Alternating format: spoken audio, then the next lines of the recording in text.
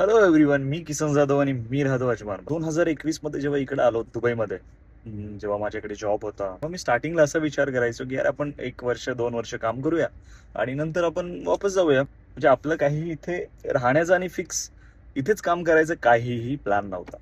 But काही दिवसांनंतर काम सेट होत गेलं, त्यानंतर इथलं वातावरण सेट होत गेलं, इथल्या रूल्स रेग्युलेशन सवय झाली आणि इथलं कल्चर चांगलं वाटायला लागलं. इथलं क्लीननेस, इथले इथले हे सगळं काही जे आहे युए मध्ये, दुबईमध्ये, अजमानमध्ये, त्या गोष्टींबद्दल ना ऑटोमॅटिक असं वाटायला लागलं की नाही यार, तिथं राहण्यापेक्षा इथं काही गोष्टी बेटर. इथे तुम्ही विनाकारण कोणाशी वाद नाही घालू शकत, रोडवर चालता चालता तुमची भांडणं नाही होऊ शकत, कोणाला जरी धक्का लागला तर लोक सॉरी बोलून पुढे निघतात. ह्या सगळ्या गोष्टींमुळे ना लोक इथून जात नाही. आणि मी 100% सांगतो, जो माणूस इथे 2 वर्ष 3 वर्ष राहतो ना, त्याची इच्छा इथून निघायची होत नाही.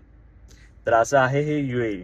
म्हणजे इथे लोकांचे मन जुडतात, इथे लोकांना ह्या ह्या सिटीबद्दल, ह्या देशाबद्दल ऑटोमॅटिक प्रेम होऊन जातं.